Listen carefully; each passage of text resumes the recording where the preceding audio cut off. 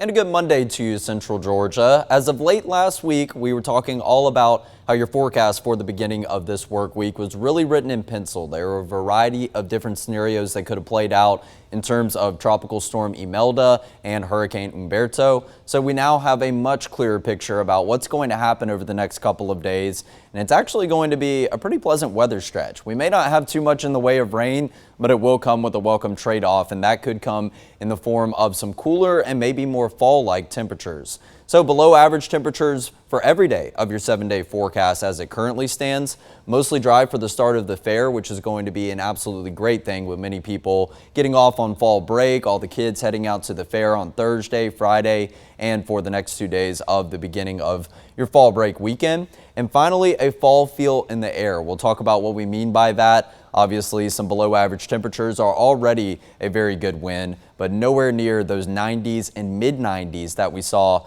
as of the first 3 days of the fall season last Monday, Tuesday, and Wednesday. Here's a walk around the quad across Central Georgia. It's continuing to kind of be a tale of two forecasts. We do see some partly cloudy skies, more so down at the Georgia National Fairgrounds, over in Warner Robins off Cohen Walker Drive, up here in downtown Macon. But it's just a pretty gloomy atmosphere in downtown Dublin. This cloud cover is a lot denser in nature. This will continue to be a pretty common theme with your forecast over the next 2 days at the very least. Areas farther down to the south and the southeast will have a slightly different forecast than the rest of Central Georgia, say farther up to the north and the northwest. Here's a look at your current temperatures. They have not changed much from this morning so far. All the way back at 4 and 5 a.m., we have morning low temperatures in the upper 60s. I think 66 or 67 degrees was about the lowest that some of our numbers got. Some areas didn't even dip below the 70-degree mark. Well, now we're scattered about those 70s. You can see lower 70s farther to the east and the southeast, but a little bit warmer where we are getting some breaks in the cloud cover farther up to the north, the northwest, and western Central Georgia. So 74 degrees here in Macon, matching the number we see over in Charleston just to our east. 78 in Jacksonville, a good amount of 80s farther over to the west. 82 in Jackson, 84 in New Orleans, 82 in Panama City, 83 in Orlando, and 80 degrees over in Houston. So back to our regular scheduled programming, where we do have New Orleans taking the cake for the warmest temperature here as we go into the 11 a.m. hour now this morning. The dew point temperatures. The humidity has been noticeable all morning long, and we've seen a slight increase in that. Some patchy areas of the dark green color. That's just going to be your slightly muggier air in nature, that mainly along the Oconee River Basin, up around Lake Sinclair, Lake Oconee, and farther downstream as you go all the way down into Lawrence County, that portion of the Oconee that continues to move down towards the south. And over here in Crisp and Dooley counties, typically one of our more humid areas that we do pick apart. So we have some patchy areas of the dark green, which is going to indicate some muggier air than the rest of the state of Georgia. But farther down towards the coast, especially the Atlantic coast of Georgia, South Carolina, all the way up into North Carolina, and almost the entire state of Florida are relatively humid. We'll talk about why that is currently in just 1 second. But your feels like temperatures, not seeing too much difference right now. Most of your numbers are still hanging out in the 70s, so you need an increase up around the 80-degree mark in order to make for maybe some areas that feel 2 or 3 degrees warmer. Although your high temperatures probably not going to have much separation in terms of that today. We may see a couple areas that reach the 80, the 81, the 82-degree mark. But actually, I think most of Central Georgia going to hover around 80 degrees exactly for the high temperature today. So that's already a welcome change of pace, and the news does continue to get better in terms of some cooler temperatures. So all across Central Georgia, widespread breeze building in anywhere from about maybe 7, 8 miles per hour at the lowest in areas like Cochran, Eastman, up into Milledgeville, over into Thomaston, to maybe a sustained wind of about 12 or 13 miles per hour at the most, like Macon, Cordele, and over to Americus in Sumter County. So the big story will be some of those occasional wind gusts throughout not only today, but lingering into Tuesday and into Wednesday. We're also still looking to hang on to those breezy conditions as we head into the first half of the work week. So hour by hour, as we approach midday, 77 for a high temperature, or not high temperature, excuse me, for a current temperature, hanging out in the upper 70s or near the 80-degree mark all afternoon long. Now, some areas may take it a degree or two farther, but overall, I think 80 degrees is definitely going to cover the bases for at least most of central Georgia, kind of a middle ground high temperature. The more cloud cover you have, your temperatures are probably going to hang out in the 70s all afternoon long. But if you do have some ample breaks in that cloud cover, you get more peaks of sunshine, your temperature is going to run maybe slightly above 80. But 88 was the high temperature yesterday, so another day that was above average by 3 degrees this time. 10 degrees shy of the record of 98 set back in 2019. 62 degrees for your morning low, so right there around average for your morning low temperature yesterday, but that was not the case this morning. We were definitely a couple degrees above that average mark. No rain recorded yesterday to wrap up the weekend. 4 inches and 11/10 of an inch above average, so that 4.11 number continues to have a positive mark ahead of it. So we are still well above where we should be in terms of how much rain that we've gotten in the calendar year thus far, even despite the recent dry stretch that we've been under. 7:27 was the sunrise yesterday and sunset at 7:23 yesterday. So as of last Friday, the days are now officially going to be shorter than what the nights are. And we're just hovering around or below around 12 hours of daylight day by day as we transition into this portion of the year where the hours of daylight continue to get slimmer and slimmer. So for today, a few showers in the forecast, maybe a spotty shower. Wouldn't even rule out the possibility of a few rumbles of thunder, although I think most of your rain still just mainly going to come in shower form. A bit breezy, and yes, out of the north and northeast that we continue to see where those winds are currently coming out from, and the occasional gusts up to 20 miles per hour. Some isolated spots may pop up a gust around 25 miles per hour. But 80 degrees for a high temperature, not only below average, but finally significantly cooler than the recent warm stretch we've had to kick off the beginning of your fall season. So talking about your heat indices, like I mentioned, some areas may feel just a couple degrees warmer than the rest of the bunch, or maybe around 83 at the very peak of things. 83 is definitely a big time win, because if you factor in the humidity that we have today with yesterday's high temperatures, we're feeling more like the 90 degree mark, and that's still holding on to some warm, even borderline hot weather, but that's not what we're looking to be the case for today. Satellite and radar picture looks basically completely empty in the way of rain, but the cloud cover right now is mainly situated farther over to the east and the southeast, so really that I-16 corridor as opposed to I-75 north. And there's more where that came from. You can see some gaps in that cloud cover as you go over towards the east, maybe making your way to the coast, but also lots and lots of dense cloud cover just across the state line back into South Carolina. Well, in fact, this is all associated with tropical moisture that is getting pulled all the way up into coastal areas of South Carolina, North Carolina, maybe even as far as portions of Virginia. And this is all courtesy of Tropical Storm Imelda, which is down to the south. Right now, the center of circulation with Imelda is in the northern Bahamian Islands, just to the east of South Florida. Take a look at how far the impacts are spreading from the center of this storm. 721 miles is where we're seeing all of that rain up into Virginia. Now, this is a combination of factors that are coming together, although this is all mainly associated with this tropical storm just to the southeast of us here in central Georgia, showing you that, yes, these tropical systems, they can be quite large and they can have some pretty widespread impacts. And we'll have some minimal impacts here in central Georgia, but let's go over future view and see what our forecast looks like over your short-term future. So as we go into this afternoon, continuing to see that cloud cover try to push farther over to the west. Along with that, some light showers may be enveloped within some of that cloud cover, but your rain chances are just going to be much more significant farther over to the east of us. So east central Georgia, southeast central Georgia, those are going to be your areas that have the best chance of feeling maybe some gustier winds or a slightly better chance of rain that we do have in the cards. We transition into the first part of Tuesday where it still looks like cloud cover is pretty widespread. We have those overcast skies as you walk out the door in the morning. And once again, a couple of isolated and spotty showers, not going to be widespread by any means. And maybe one or two of those decide to have a rumble of thunder or two, but nothing is expected in the way of severe weather. Now we transition into Wednesday morning. I really think the second half of Tuesday, so getting into Tuesday afternoon and evening, we'll start to see conditions dry out, and along with that, we'll still have some lingering cloud cover, but it really looks like we go without rain chances for the entirety of Wednesday. So I haven't looked at the data since I really just came in to work early this morning. I wanted to see a couple of model runs agree with one another before electing to take the rain chances off of Wednesday. And right now that's back-to-back model runs that I'm not even picking apart any sprinkle showers in the forecast. So this is all going to be influenced by Tropical Storm Imelda, but like I said, the impact's really minimal besides a spotty shower or two and some breezy conditions. As we continue into this afternoon, an occasional gust up to 20, maybe even 25 miles per hour is going to be possible. And those areas farther to the south and the southeast have a greater likelihood of seeing those breezy conditions or maybe some slightly gustier winds because they will be closer to the center of that system as it meanders continuing up to the north, but we'll talk about more with the projected path coming up at the end of this.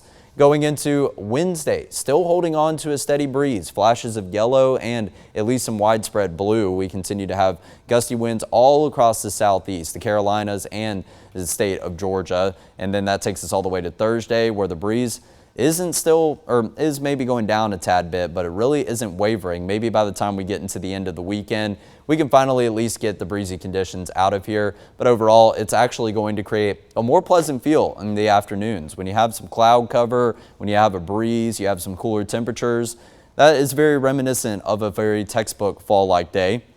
And over the next 3 days, we'll try to feel more fall-like, but we will see a steady warm-up. 80 degrees today as we go into Tuesday afternoon. I think a lot of our cloud cover will be breaking apart, so slightly warmer as we head into the afternoon. Cloud cover in the morning will help keep temperatures somewhere in the upper 60s. Once again, as we start your Tuesday morning, still maintaining a 20% chance of a spotty shower and maybe a low-end thunderstorm. I don't have too much confidence in anything in the way of storms besides really just hearing a rumble of thunder and maybe a bit of a patchy spot of some steady to maybe even heavy rainfall. So I've elected to keep the general shower icon on your Monday and Tuesday. And then as we go into Wednesday, down to a 10% chance of rain. But like I just told you, now I'm seeing agreement from model run to model run. I very well may walk that back as I go into making my forecast tomorrow, or Ben later on today may even take that 10% off. 63 for a morning low on Wednesday. So we finally see that when we get the cloud cover out of here in the morning hours, that will result in some slightly cooler temperatures. Still 83 in the afternoon. That's one of the warmest days that you will see on your 7-day forecast. Take a look at what's in store after Thursday and Friday. High temperatures forecasted below the 80-degree mark. So that's really what we've been searching for once you get some high temperatures in the 70s. And maybe a bit of a chill in the air as you're walking outside. That really constitutes and classifies as a fall-like day. So the first day of October is still going to be below average by 1 degree, 83 as opposed to that average high of 84 degrees right now. And then we drop the numbers a couple degrees below average as we roll into the weekend. Morning low temperatures still right now above average, but they will steadily start to decline between Tuesday into Wednesday. And there we go, some 50s to welcome you out the door Thursday and Friday morning. Thursday and Friday are the first 2 days that we've seen so far that actually give us an indication that, yes, we are rolling into that cooler time of the calendar year. And along with that, we'll get a decent drop in the humidity. So as this system, Tropical Storm Imelda, moves farther and farther away, it's going to set up a northeasterly breeze, and that's going to usher in some slightly cooler and some slightly drier air into your forecast. So starting on Wednesday, we see that decent downtick in the humidity levels between Tuesday afternoon and Wednesday. And then as we transition into Thursday, Friday, and Saturday, we see the dew point temperatures hover in that comfortable range, so we're going to have many areas of no color whatsoever on that dew point temperatures graphic that has been crowded by some light green and some dark green colors as of recently. So now going into the long range models, and then we'll break down everything that you need to know with the tropics. You will see that we go without rain chances on Thursday. So not only are we finally going to get those cooler temperatures, but they're not going to be associated with widespread cloud cover, maybe some rain cooled air. That's typically been our fair share of our cooler days over recent months. It has been attributed to widespread cloud cover and rain, just keeping the atmosphere a little bit cooler. Well, it's actually going to be nice and sunny. It looks to be mostly dry as we roll into Thursday afternoon and evening. Friday, as we transition into the end of the work week, these first 2 days of the Georgia National Fair could not really write up much of a better forecast. We're so used to holding on to that heat for the first part of the fair. And we continue with the dry streak as we go into Saturday, but there is plenty of moisture down just to the south of us. It does look like that's going to try to push up towards the north. Nothing that's necessarily organized in a tropical nature, but it may be associated and attributed to some tropical moisture. But it does look like we finally get an uptick in the rain chances, which would definitely not be a bad thing whatsoever, because we have been talking about how September has been a very dry month and we're well below average in the exceptionally dry category. And along with that, with our latest update of the drought monitor, as of last Thursday is when it got released, but the data was as of last Tuesday, which is September 23rd. You can see all of central Georgia has at least abnormally dry conditions, but some areas like portions of western Upson County, we do see a moderate drought building in, and along with that, a severe drought over there across the Georgia and Alabama state line. Now, we did get some rain last week, but it wasn't too substantial. Some areas did get a couple inches of rain. They really lucked out, and that was actually areas farther over to the west that are hovering in those actual drought conditions. But I imagine we'll still hold on to at least some abnormally dry conditions, maybe even some flashes of a moderate drought with the latest update as of this week, because we're still not forecasting much in the way of widespread rain chances or anything that is going to go a long way with alleviating the dry conditions that have settled in. So what this essentially means is just make sure that you keep all your backyard vegetation or any plants, any flowers, maybe your backyard lawn. Obviously, make sure to turn your sprinklers on very frequently, but make some plans to continue to water those plants and anything that you do have in terms of crops frequently throughout each and every day, because obviously Mother Nature is not giving any of that vegetation some much needed natural hydration. So now let's go ahead and break down some of the tropics. Let's go ahead and check in on Tropical Storm Imelda, which formed as of this past Sunday. With the 11 a.m. update and this advisory, we continue to see really good agreement that Imelda is going to move up to the north throughout the rest of today, but then sometime early into tomorrow, we will see a northeasterly shift with Imelda.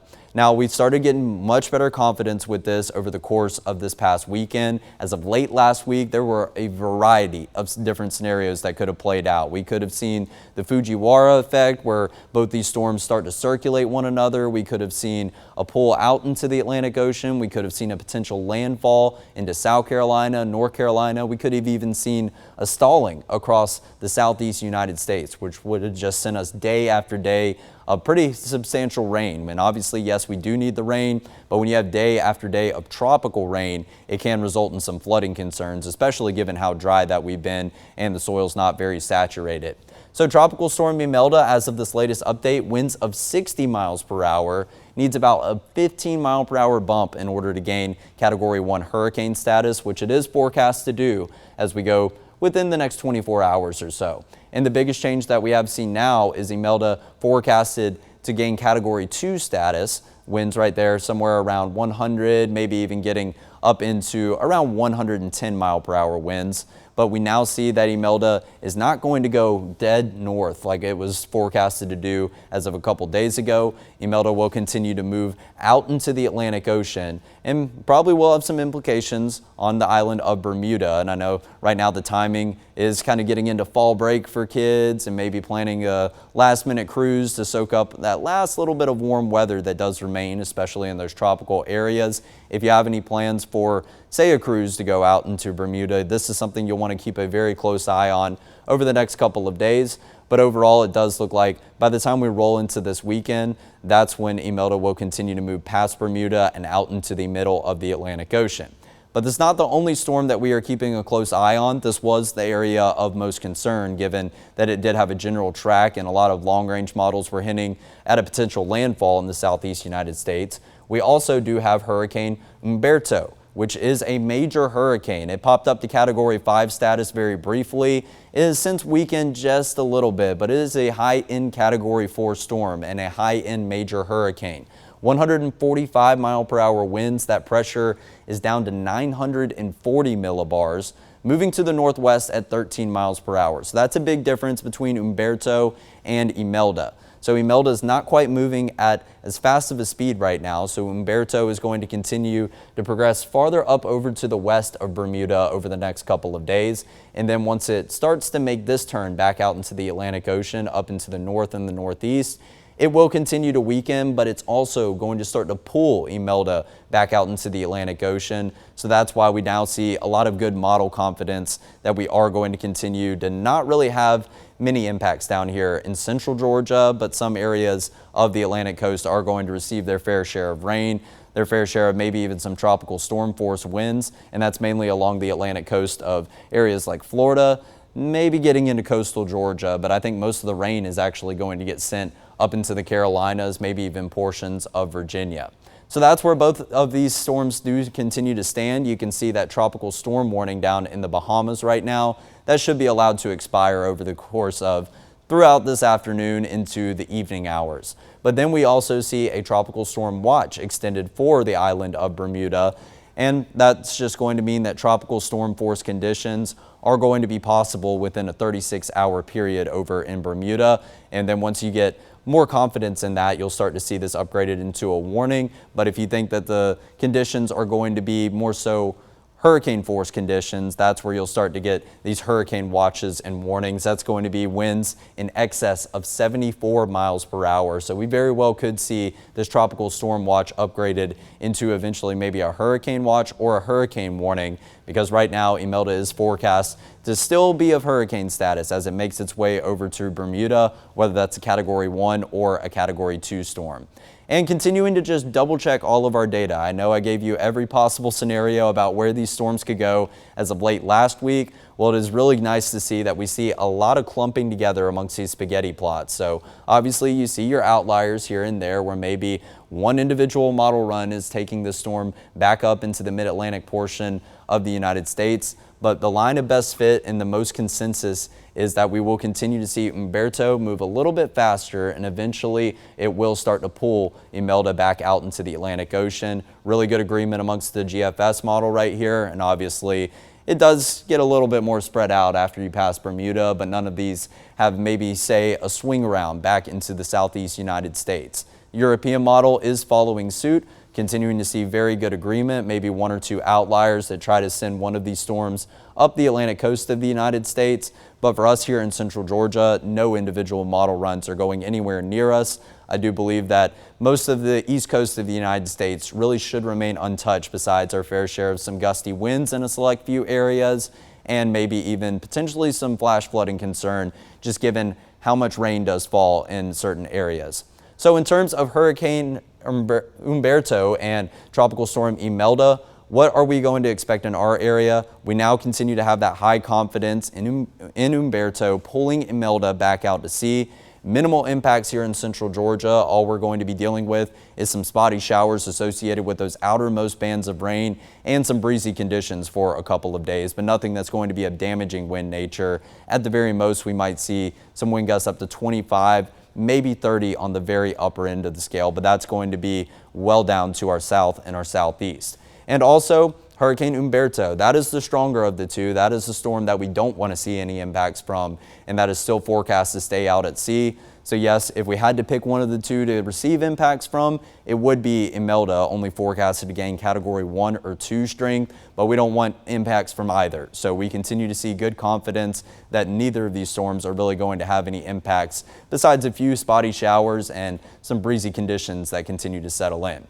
But now that we do have Tropical Storm Imelda, the next name to claim is going to be Jerry on the list, and then you'll follow it with Karen, Lorenzo, Melissa, and Nestor. But as of Umberto and Imelda forming, we now do have storms 8 and 9 on the hurricane season list. So we'll continue to see how these numbers do shape up with our average marks over the course of what was forecasted by Colorado State, what was forecasted by NOAA, and as we kind of head into that tail end of the hurricane season. Not quite out of the woods just yet. We have seen some very strong storms on record that have had drastic impacts in the early portion of October, so we're going to continue to keep a close eye on those tropics. 7-day forecast highlighted by below average temperatures. We're probably going to have to change the range of these boxes eventually, because you can see that the bottom end of the scale is going to be the 80-degree temperature mark, because 78 is not any lower than this 80 that you see for Saturday. Minuscule rain chances, 20%, may even be overshooting it for Monday and Tuesday. But overall, just want to make sure that you're prepared for maybe an occasional shower or two. As of right now, my thinking is we're going to really walk back these rain chances going into Wednesday, Thursday, and Friday. Take those rain chances completely off your 7-day forecast. And it will be very nice to see some very fall-like temperatures for Thursday and Friday, even continuing into Saturday. I know we have an 80-degree mark up there, but that's not really feeling too much different than what we have for your Thursday and Friday. And then as we transition into the end of the weekend on Sunday, that's where we look like some moisture is going to try to push up north into the southeast. So we'll continue to keep you updated if we see more widespread rain chances. But right now, we're not seeing too much model agreement. I do want to emphasize the fact that your rain chances are increasing as we head into the tail end of your weekend. So if you're trying to pick apart which days you should go to the fair, the first 3 days looking absolutely amazing. But once you go into Sunday, it might be one of those pesky rainy days that we're so used to having with the Georgia National Fair. But obviously we will continue to keep you updated with those rain chances as we head kind of into that first full week of the fair. This weekend is definitely kind of a big preview, but you really start to get in the swing of all the events and festivities as you head into the 4th and 5th day of the Georgia National Fair. And of course, we will keep the train going. We'll have a lot of fun graphics here on your 7-day forecast that I'm working to put together. And once the fair starts on Thursday, I'll pop those up. It's a very exciting time of year. I personally love the month of October. So we'll be kicking it off on Wednesday, kicking off the fair a day later, and then you'll start to get really into some of that fall feeling weather that will make it absolutely incredible and make you more so want to go out to fall festivals, maybe a pumpkin patch, do all those fun fall activities that you do every single year. So thanks for tuning in for a look at your extended forecast. Hopefully that covers all the bases for everything that you need to know. If you're worried about coming into contact with maybe one of the spotty showers or two today and tomorrow, just bring the umbrella and the rain jacket. Better to be safe than sorry, like I always say, but your rain chances are still not really looking that impressive throughout this week. It could result in the expansion of some of our dry conditions, but more impressive rain chances do look to be in the near future after we get through a very pleasant stretch of some fall-like weather heading into the end of the work week this week. Thanks for tuning in. We'll see you once again here at 11 a.m. tomorrow on 13 WMAZ+.